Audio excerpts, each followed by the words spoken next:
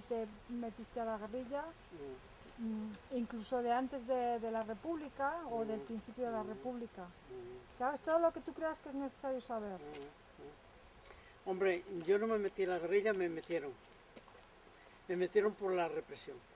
Yo soy un niño de la primera dicta blanda, de Primo de Rivera, que nací en 1925, y cuando en el año 34 hubo los grandes acontecimientos de aquella región minera de Asturias y la parte norte de León, yo era un niño que tenía de aquella pues 9 años, apenas cumplidos, y una madre que trabajaba mucho en solidaridad con el movimiento huelguístico. Mi padre era socialista, también estaban implicados en aquello, y además las características de mi padre hicieron que yo entré a tratar los temas de los mayores siendo un niño, y me implicaron ya en aquel trabajo clandestino que era la represión que hubo en Asturias en 1934, tocó aquella región. Seguidamente, ya 2 años antes del 34, yo empecé la escolaridad en aquella promoción de profesores republicanos, en donde rompía un poco el esquema de la escuela tradicional, muy eclesiástica, muy beata, en donde los profesores no aportaban a los niños ningún referente de carácter progresista y tal y tal.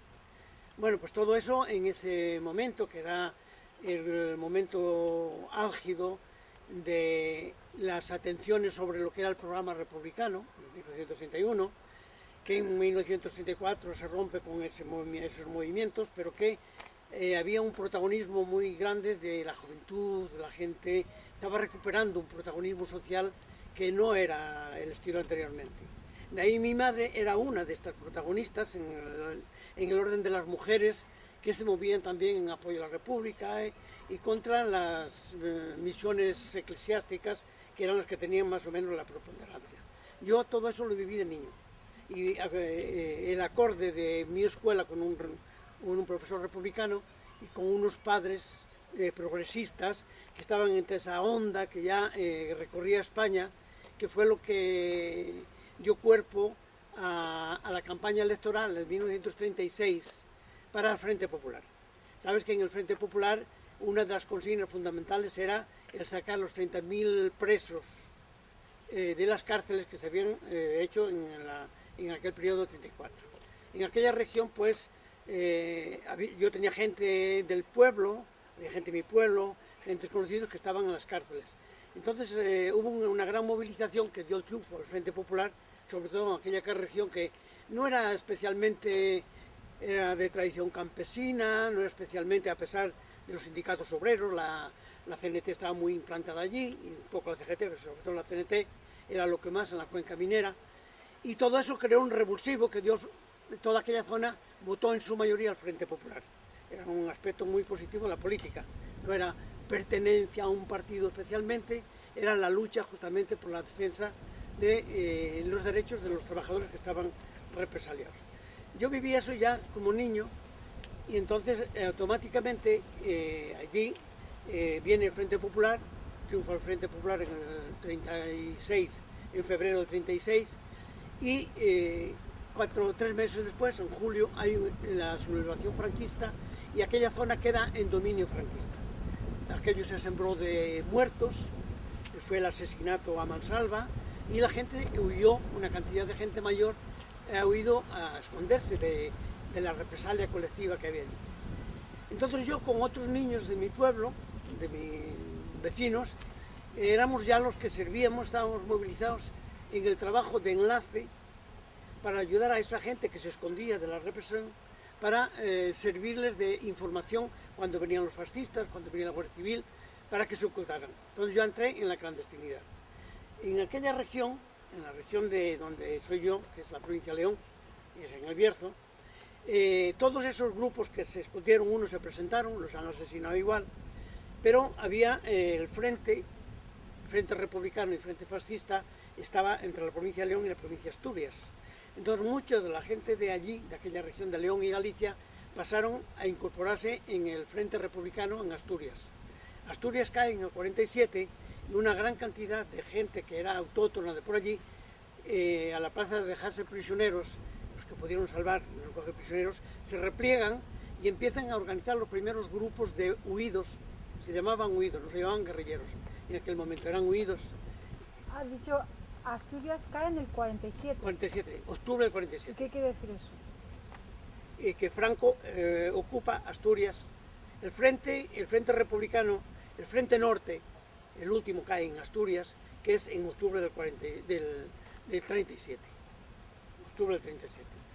Entonces hay un repliegue de la gente que no se deja coger prisionera en Asturias, y muchos habían ya hecho ejercicios de lucha armada en la zona franquista, que se habían pasado a Asturias. Entonces eso es lo que es el germen de lo que fue más tarde el movimiento guerrillero. En el primer momento se llaman huidos, luego después se le da el nombre de rojos, de escapados, de tal, y van creando los diferentes grupos que habían surgido de una manera espontánea,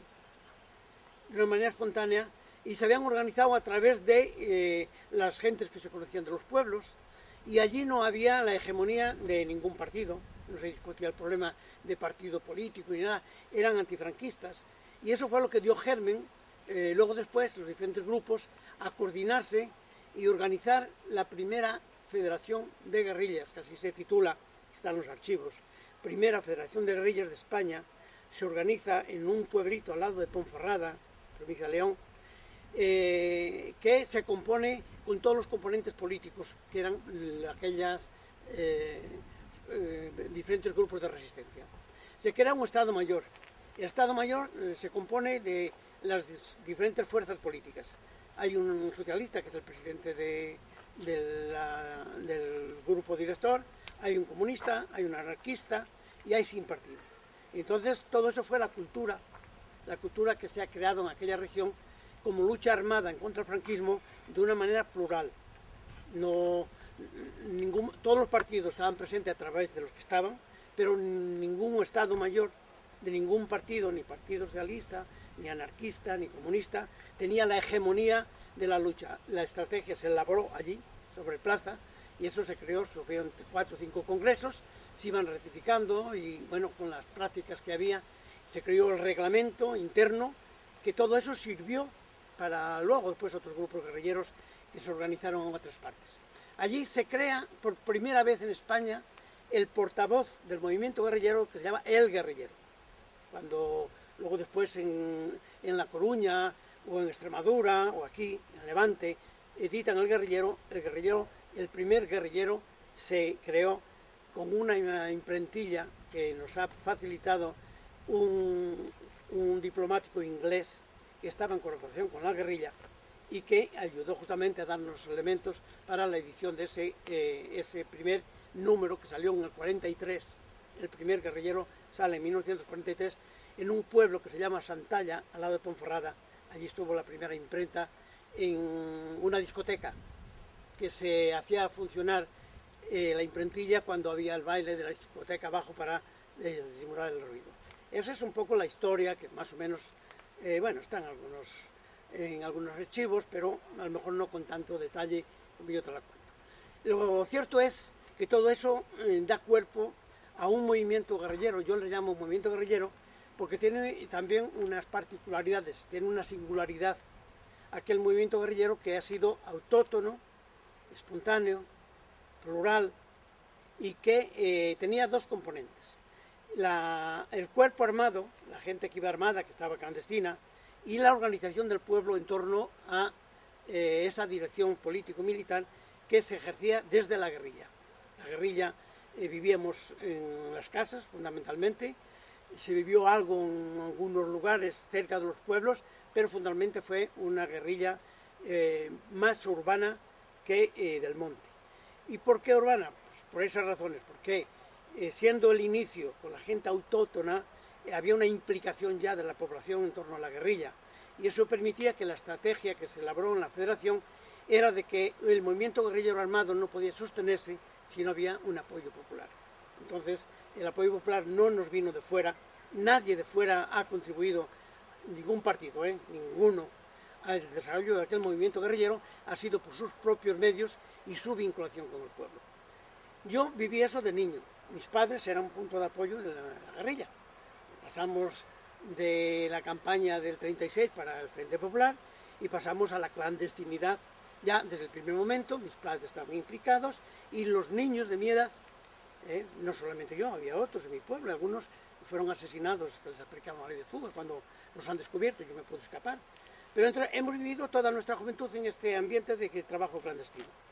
Yo cuando, como otros de mi pueblo, hubo otro que se incorporó en la guerrilla de mi pueblo, pero a otros que fueron asesinados que no les dio tiempo a escapar cuando les han descubierto.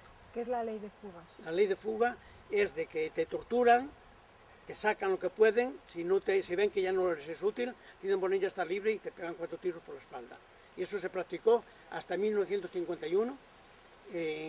Yo tuve un combate con otros compañeros en un lugar, en mayo de 51, en febrero de 51, y como hemos salido todo de aquel combate, 4 compañeros estábamos contra 200 guardias civiles, han asesinado a los 2 enlaces de la casa, a 2 jóvenes, uno de 19 años y otro de 21 años. Les han asesinado así. Matan a uno, eran hermanos. Le dicen, bueno, ya está libre, le pegan 4 tiros, y le dicen al otro, hablas, y el otro dice, podéis matarme, yo no hablo, y lo mataron también a los 2. Esos eran los métodos de la policía. Yo me escapé justamente cuando me iban a echar la mano. Y era ya en 1947, yo había tenido grandes trabajos, porque el trabajo de clandestinidad no lo llevaba solamente el grupo armado, lo llevaba la organización. Y yo en esa organización, que realicé varias tareas, me descubre la policía.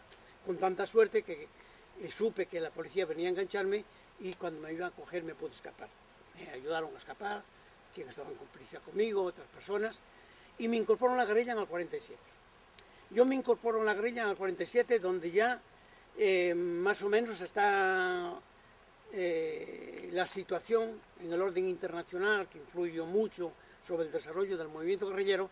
En el orden internacional se constituye después de la Guerra Mundial, la condena al franquismo en 1946, la vuelta de los embajadores en 1947, entonces ya se vislumbra de que Franco tiene apoyos en el occidente y que sería difícil a reconducir el movimiento guerrillero no como alternativa, pero como elemento contribuyente a la condena internacional del franquismo y al restablecimiento de la democracia en España. Eso se desencanta un poco y entonces todo aquello que había surgido en la Federación de una unidad de todos los combatientes, en donde el tema partidista era secundario, era el problema, había un objetivo fundamental que era la confrontación por el sabotaje, por la lucha contra la dictadura, de una manera colectiva y de una manera plural. Y entonces empiezan a vacilar las diferentes fuerzas políticas en torno a la perspectiva de la lucha armada. El Partido Socialista, que nunca había apoyado directamente la cuestión del movimiento guerrillero, porque ellos habían ya optado en otras regiones, en Asturias concretamente, por no participar en la confrontación, en donde había gente del Partido Socialista. Pero allí no, allí sí, por la fuerza de la dinámica participativa de las gentes, habían participado comúnmente con todos los demás. Entonces el Partido Socialista ya trata de dar la consigna de que hay que abandonar la lucha armada y que el problema de España va a ser negociado con la diplomacia, sobre todo occidental, porque estábamos en Occidente, era impensable que el problema de España no se negociara con Estados Unidos, con Francia, con Inglaterra y tal y tal. Nosotros teníamos un enlace que trabajaba para los servicios de información inglés, que era el que nos había prestado para nuestra casa y todo eso. Sabíamos de que el gobierno inglés no estaba por la labor de apoyar ninguna alternativa democrática.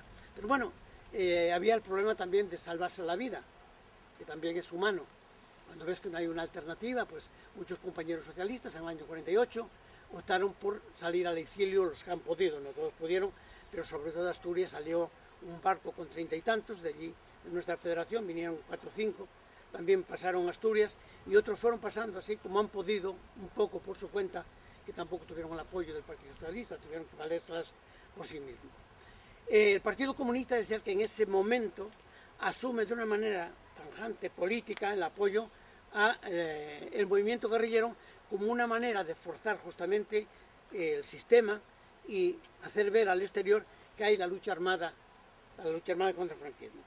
Es ahí que interviene Franco, que es, bueno, los franquistas que no eran tontos, en de proclaman la ley de maleantes y bandoleros para descalificar la lucha armada política y para presentarse ante el exterior, que ya le estaban reconociendo, de que la gente que estaba luchando con las armas en contra del régimen, que no tenían un programa político, que eran simplemente bandoleros.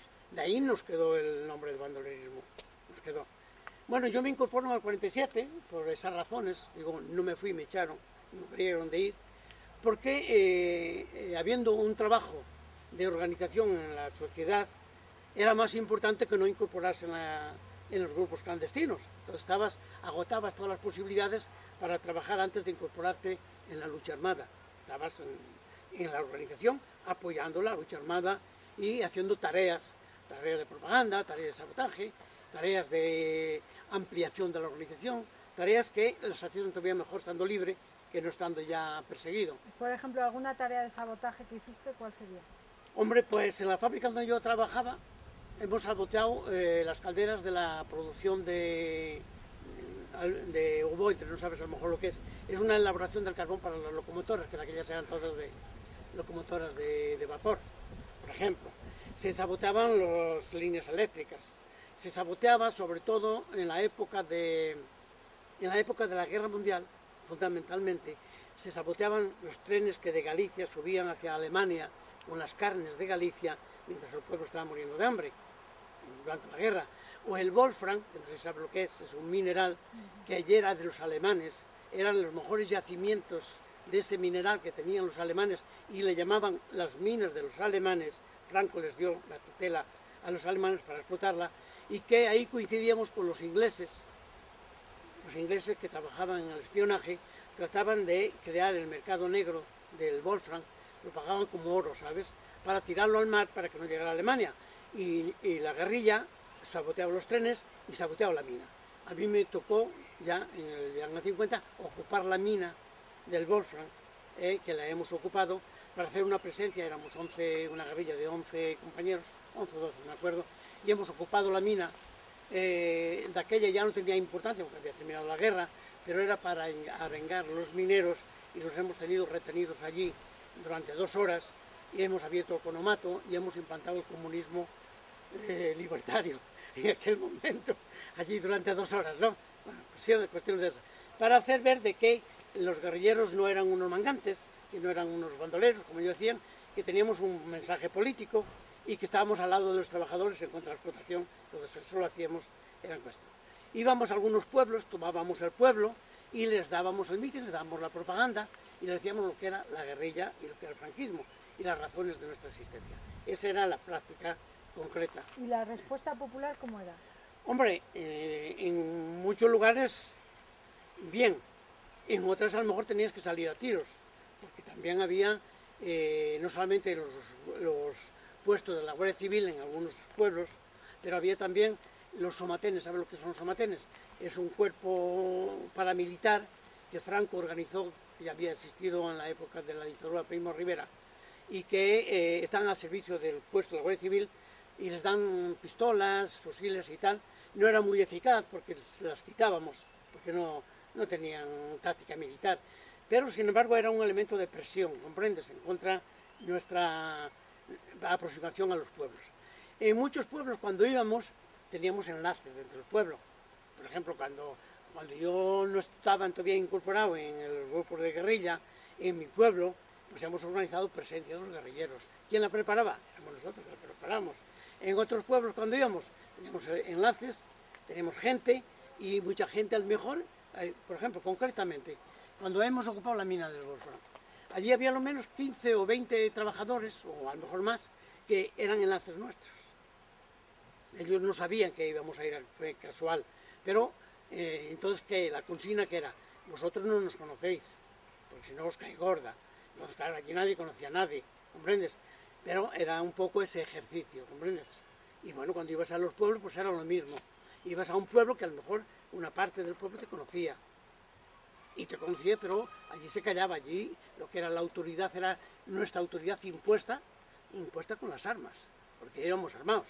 Y nosotros neutralizábamos a aquellas personas que pensábamos que tenían armas, se las quitábamos, las armas siempre se las quitábamos. Si eran armas sobre todo dadas para atacarnos a nosotros, les llevábamos los fusiles, les llevábamos las pistolas y bueno, les dábamos el mitin. Y eso al hacer presencia para que no solamente en contra de los fascistas que había algunas veces, pero también para darles confianza a nuestros compañeros que estaban en el pueblo, que había una presencia antifranquista para que no se desmoralizaran. Bueno, fue un ejercicio que tuvimos hasta el último momento. Hay causas que por encima de todo eso son superiores. Nosotros estábamos condenados por la correlación de fuerzas internacional. No podíamos tener ningún apoyo de ningún país desde el punto de vista logístico, de mandarnos armas, de mandarnos dinero y tal.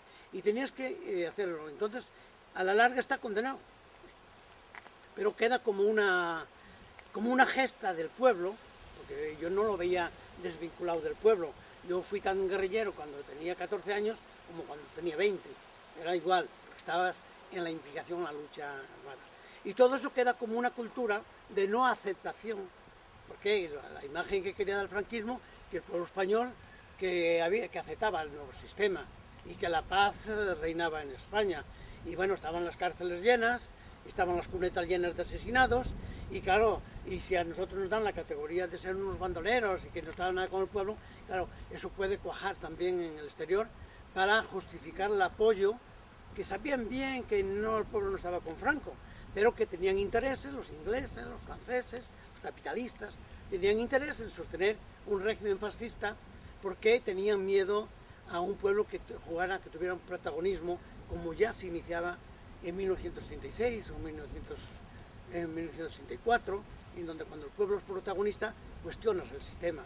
Entonces, como los capitalistas tienen intereses, son muy internacionalistas en ese sentido, también pues apoyaron a Franco y la apoyaron hasta la muerte.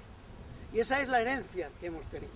La desgracia es que en la transición, esa lucha del pueblo, ese sufrimiento, esos asesinatos, no se han tenido, a mi entender, suficientemente en cuenta, y se hizo una negociación con los propios dictadores para encontrar una alternativa que llaman democrática, entre comillas, y que justamente cuando hablamos de memoria histórica, pues se quiere hacer una caricatura de la memoria histórica, ¿comprendes? Y la memoria histórica es los valores que un pueblo defendía, aquella cultura de participación ciudadana, aquello que había sido iniciado por la República, como fueron las misiones pedagógicas, cómo era la tierra para quien la trabaja, cómo era el derecho de los trabajadores a la empresa, crea sus comités de empresa, que Franco eliminó completamente, estableciendo el sindicato vertical y eliminando todos los derechos de opinión y de expresión del pueblo. ¿Comprendes? Y solamente esas voces en la clandestinidad eran los que hacían valer, ¿comprendes? Porque no había otros medios, no había estructuras sindicales ni políticas, todo eso lo eliminó el franquismo. ¿Vendes? ¿Cuándo decides marcharos? ¿Cuándo es la última jornada que os vais? ¿Por qué? Hombre, porque éramos conscientes de que se había agotado esa estrategia, que la lucha allí era suicidaria. A nosotros, por ejemplo, en nuestra agrupación, que éramos unos 100 y pico, 120 o 130, quedamos apenas 30 o 40 personas. Nosotros fueron muriendo. ¿Y por qué murieron? Porque se agotó las posibilidades de la lucha armada, se agitaron las posibilidades de que tuviéramos apoyos exteriores, y eso el pueblo también lo resiente. Entonces el entusiasmo popular, a partir de 1948, cuando ya se ve que en 47 vinieron las embajadas y que ya no se sienten los mismos ecos internacionales, se ve que la preocupación es la confrontación de los dos bloques y que se decide la suerte de los pueblos a través de la confrontación de dos bloques militares, pues el pueblo capta todo eso y nosotros mismos también lo captas. Ya ves que no es una salida, pero tampoco tienes muchas posibilidades de abandono, porque el abandono era tan peligroso como la resistencia. Nosotros hubo compañeros que trataron de salir y nos han cogido en el camino. No teníamos tampoco medios de evacuación, nadie nos evacuaba, nos daba facilidades de evacuar. Entonces resistimos todo lo que hemos podido, hasta encontrar vías propias, sin que ningún partido interviniera, para poder salir al exterior. Y nosotros pues encontramos una vía en el año 51, en septiembre del 51, porque teníamos un enlace que estaba en el Estado Mayor del militar de Valladolid, el escribiente, y él nos facilitó unos documentos, y con esos documentos militares y un traje militar que nos prestó para ir haciendo fotografías, que fuimos a Valladolid para poder hacerlo, pues hemos pasado hasta la frontera como militares, haciendo un poco tal, bueno, con todos los riesgos, ¿no? Nos pararon varios sitios, pero el documento era bastante fidedigno, y entonces pues les bastó el documento. Llevábamos la pistola también, si no bastaba el documento, ¿comprendes? Pero bueno, era ya un poco el suicidio, ¿no? Y bueno, así llegamos cerca de la frontera, tenemos el mismo enlace, nos presentó a alguien que hacía trabajos de paso de mercancías, de personas y tal, por dinero, ¿sabes? Y así nos pasó a Francia.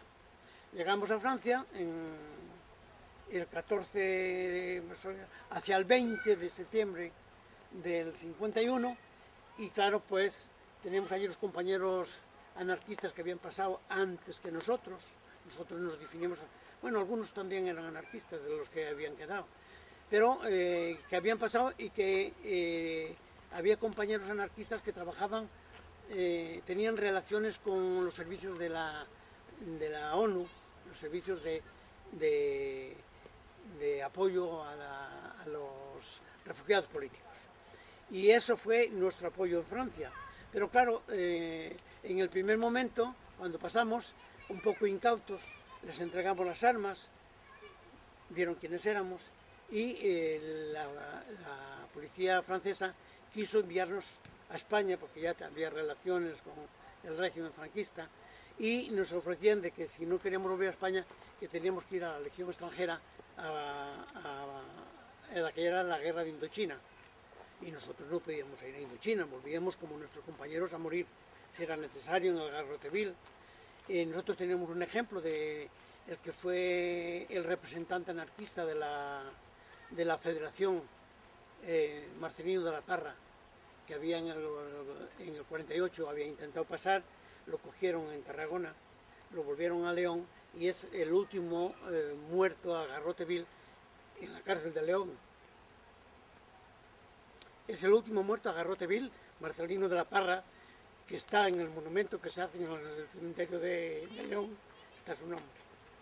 Y bueno, pues nosotros que éramos de allí también de León, bueno, había asturianos también, y un gallego, estábamos dispuestos a volver al lado de nuestro compañero para morir dignamente y no ir a China. Esa es un poco la suerte que hemos corrido. Nos han tenido 3 meses retenidos en un calabozo, haciéndonos presión y tal.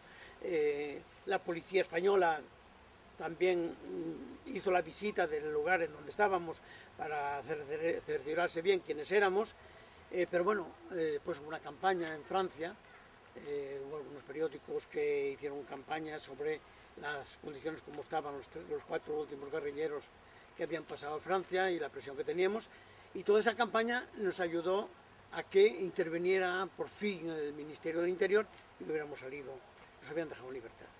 ¿Y cómo ves ahora mismo